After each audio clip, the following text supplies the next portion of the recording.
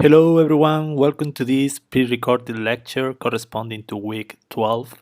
In that session, we are going to cover the topic of insourcing and outsourcing in asset management.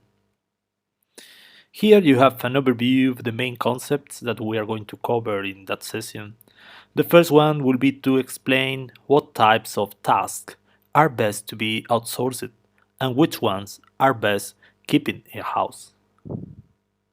The second objective will be to reflect on the advantages and disadvantages of outsourcing in asset management. And finally, we will be learning about the different models and different contracts that you can find in outsourcing to explain the main features of these contracts. Well, first of all, I would like to set the scene for outsourcing. And we should start considering that civilization is based on specialization, and specialization involves the outsourcing of tasks to those who specialize in a specific type of task. So, specialization enables organization to be better trained and skilled and become more efficient in its chosen range of tasks. This is the main rationale for outsourcing.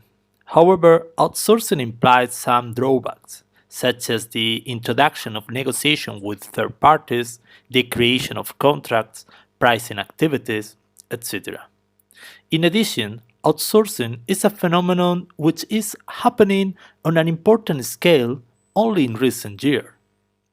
Regarding terminology, it's important you realize that the owner or prime operator is known as an outsourcer, while the organizations which are contracted to undertake a specific task are known as contractors. When we are considering to outsource an activity, the first step is to consider if we are going to outsource an overall set of processes or a smaller part of the activity.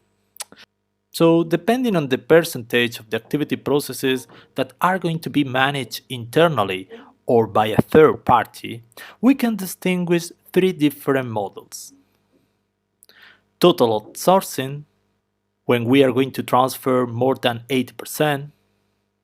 Total in-house, if we are going to retain the management and provision of the activity in more than 80%. And selective outsourcing, that refers to outsource selected functions to external parties while managing between 20 and 80% of the activity internally. So, an important concept that we need to learn in order to understand better what an organization should outsource or not is the concept of core activity. Basically, the different activities required to support any capability can be split into two groups, core and non-core activities. For example, in running a power station, the proper operation of the power plant and the key engineering support are core activities. However, different sites activities such as cleaning, security, or gathering are non-core activities for the organization. So, those non-core activities are good candidates to be outsourced. Also, different technical activities, particularly those activities where the organization is a minor player, are also very good candidates for outsourcing. This is maybe the key question in outsourcing: what to outsource and what not to outsource. As a rule of thumb, it's best not to outsource activities which are central to the business. The organization should keep in-house the activities where they are particularly good because they have the specific knowledge. Also, the organizations must be cautious about outsourcing functions or services which have an important impact over the customer experience. And finally, it is best not to outsource activities which are currently having problems. In that case, first, the problem must be solved in-house, and then the organization can outsource. But once satisfactory working solution has been filled, to address the problem. Here you can see a framework model for outsourcing. Basically, this model is composed of 5 sequences of processes, and obviously for each process a number of activities must be carried out. Basically, the model is as follows. First, we need to identify the asset management processes, and then to evaluate the options to outsource asset management services or activities. With the selected activities, we will develop outsourcing contracts. In the process of outsourcing, we need to establish the different procedures to transfer the different asset management functions, as well as setting the processes to be carried out for contract management. What are the main benefits of outsourcing? The first and the most important one is that the company can concentrate on the core business activities, and obviously, this will benefit the organization. The second important aspect to consider is that outsourcing allows organizations to restructure their workforce, and subsequently, outsourcing provides the organization with an increased flexibility to compete in a business environment which is now more changing than ever. Outsourcing could also bring the benefits of moving fixed costs into variable cost, with equipment including maintenance or support equipment. In the area of maintenance, outsourcing can be seen as an opportunity to review and update the maintenance practice by bringing economies of scale across the maintenance function. However, we can also identify some disadvantages of outsourcing, some problems that may arise when an organization makes the decision to outsource different activities. The first main disadvantage is formalization. In fact, one of the main reasons to found companies is to create teams with a collective name and identity. Inside the company, the cooperation between team members requires minimal formalities. However, outsourcing means that certain functions are assigned to an outside organization, and this implies contract relationship that obviously will require formalization to cover different aspects, such as the work scoping, specification, cost, legalities, project management, measuring the contract performance, etc. Also, we can observe some intangible negative aspects when outsourcing. Aspects like loss of ability to direct workers. Because now, some capabilities connected with the activities that have been outsourced are completely managed by a workforce from the contractor. So, when problems happen, the organization has to refer to the contractor, and this could potentially mean loss of time and flexibility, as well as increased likelihood that the person who is designated to solve the problem is unable to do it. Other potential negative aspects of outsourcing are the loss of critical skills. The organization may lose employees that they didn't want to let them go. Also, we can face loss of internal communication. Organizations may have less opportunities to generate knowledge. Organizations may also lose some links with suppliers, and sometimes we can find some hidden costs that emerge after the contract has been signed. And one of the main sources of problems is connected with the relationships outsourcer-contractor. This can lead problems such as lack of control, conflicts within personnel, ownership of improvements, ownership of intellectual property, delays in solving important problems or crises. So, at the end of the day, the benefits of outsourcing must be more than offset all these negative aspects. When an organization decides to outsource some activities, they need to find the right outsourcing model. and we can find different types of models. Consequently, there are different types of contracts connecting with these different models. One typical scenario for public infrastructure is the owner-operator model. In that case, the asset owner, normally a public administration, appoints an operator who runs the entire operation. It could be the example of a government entity that owned railway infrastructure, but contract the operation and maintenance of the railway to an operating company. In that case, we can find a complex level of structure in which the operator is the responsible of subcontracting some functions to more specialized organizations. And the general rule here is that a prime contractor must be responsible for his subcontractors. Here you can see a very interesting table that identifies different outsourcing models by analyzing different factors such as resource ownership, resource management, the customer-supplier relationships, the location, the typical contract, and the most important one, the type of activities that most suit with each model.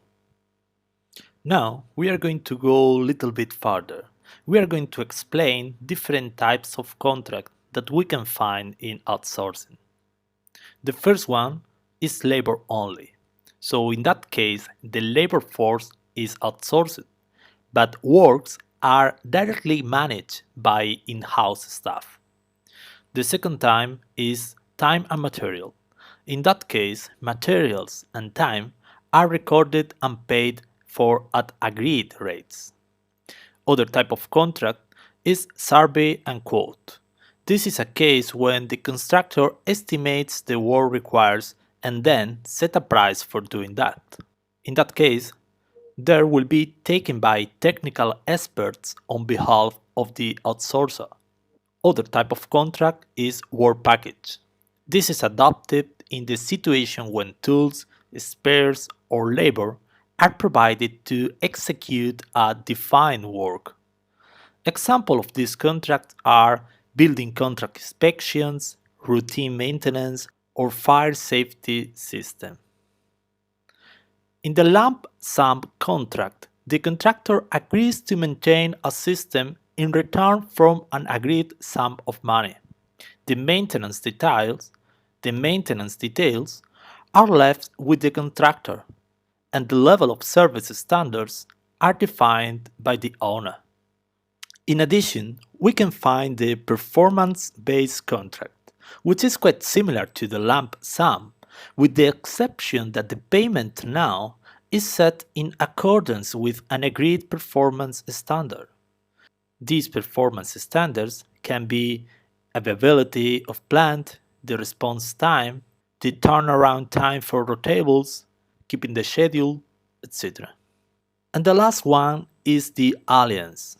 In that case, the outsourcer and the contractor work in an integrated way with the objective to achieve a target result.